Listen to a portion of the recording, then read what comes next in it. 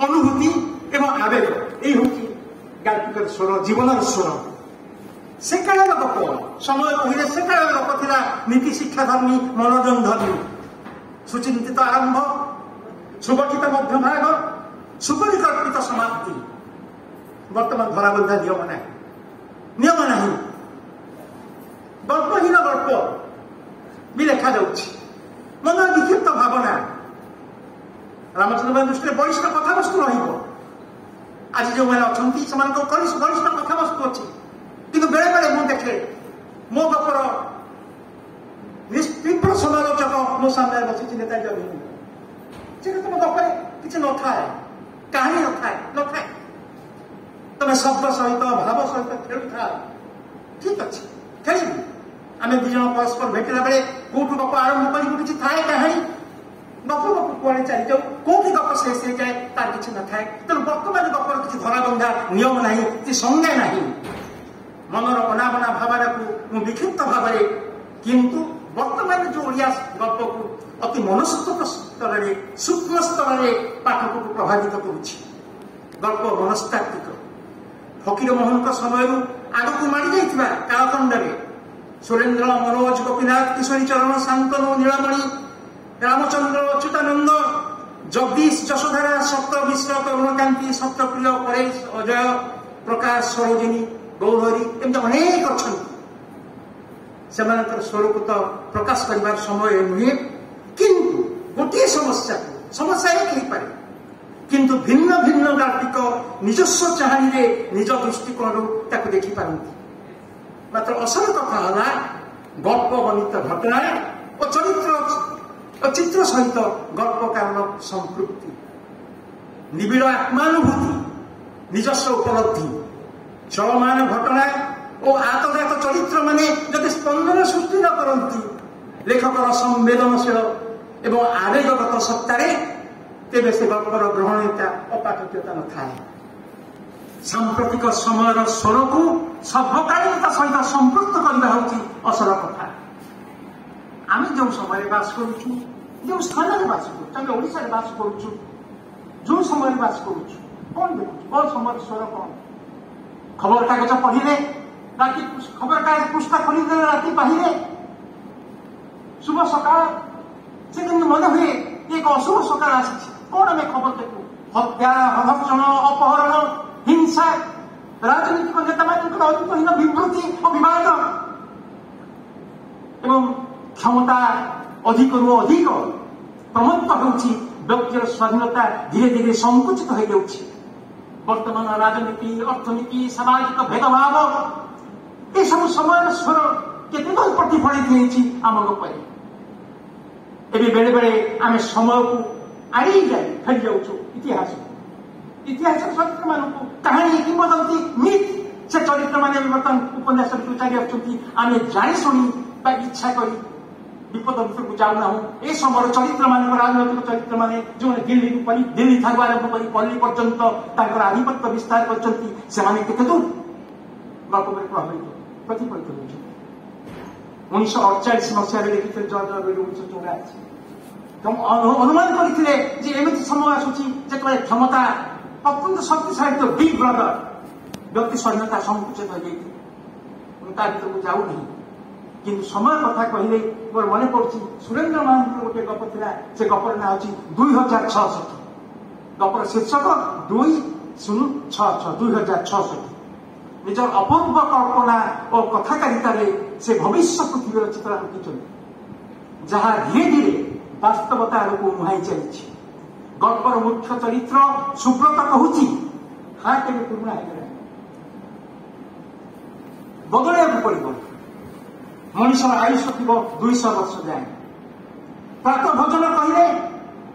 मात्र 2टी बटिका आते रंधा पड़ो ना 2टी मात्र बटिका और सबू जीवन सार से भागमाप अनुसार खंजा चार से कहते 2006 आज जीवन पर सिंथेटिक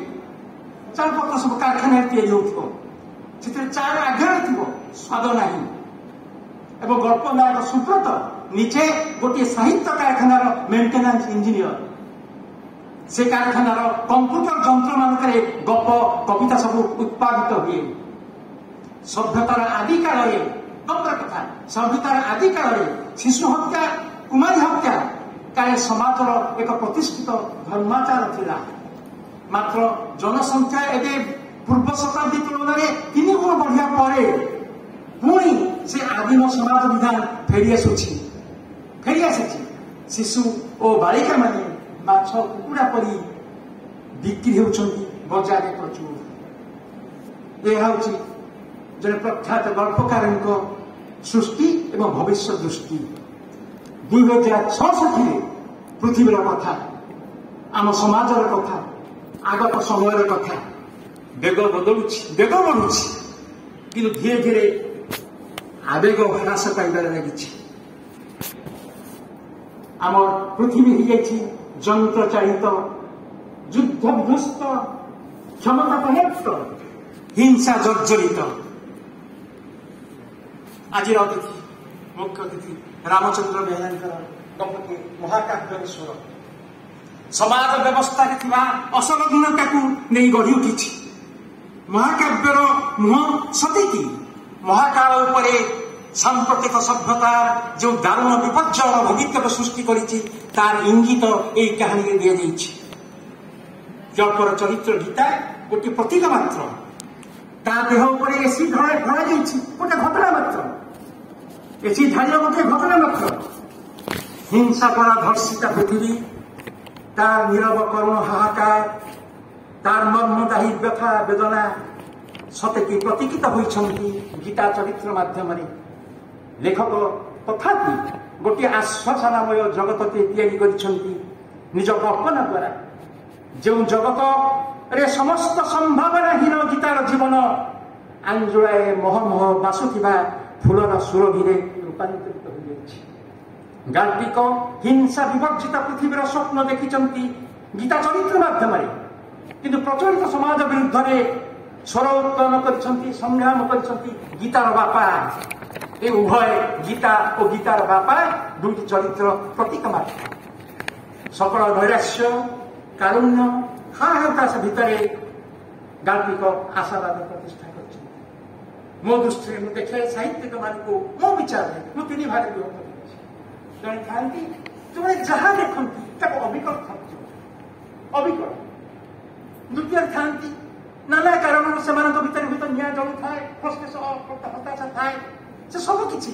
भांगीदबा करदबा सबकि से था आउ जो था से सकल व्यर्थता भितर सकल वेदना भितर सकल हताशा भितर आशार आलोक देखती तथापि आलोक एवं से जीवन सहित सत्य स्थापन करती सद्भाव प्रतिष्ठा करती जीवन को भल पाइबा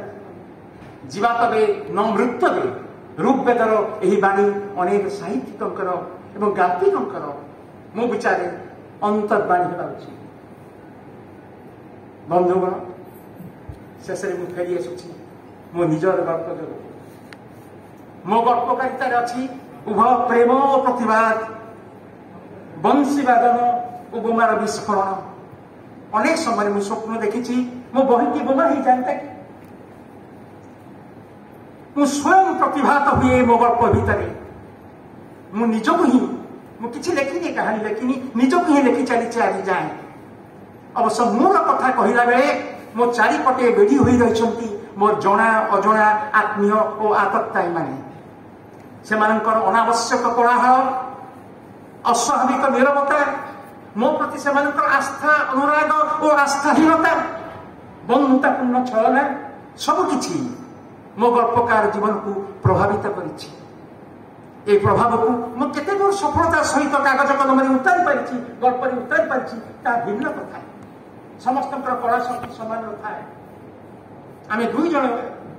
पाखापाखि गोटे समय किंतु रामचंद्र बेहेरा कला शक्ति मत विसर्जन ना मो मन करे मो दृष्टि में मुझे आत्मसमीक्षा करे आम उभय पाखापाखि बसी मु आत्मसमीक्षा करी मोर मन हुए द्विधाशी न कहूँ मुझे पल्लव गिराए भावप्रवण भावता भासी जाए किंतु रामचंद्र बेहेरा अतल अतल को जहाँ कहते मनर अतल अतल को भेद करती से भासी जाती ना भाव को संवरण करती ସମୁଦ୍ର ଦୁଇଟି ରୂପ, ଗୋଟିଏ ହେଉଛି ଢେଉ, ଗୋଟିଏ ଢେଉ ଆସି ବେଳାଭୂମି ବିଲୀନ ହୋଇଯାଏ ଅଶାନ୍ତ,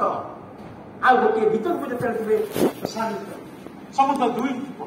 ଅଶାନ୍ତ ଏବଂ ପ୍ରଶାନ୍ତ। ବିଶ୍ୱ ଯଦି ଅଶାନ୍ତ, ରାମଚନ୍ଦ୍ର ହେଉଛନ୍ତି ପ୍ରଶାନ୍ତ।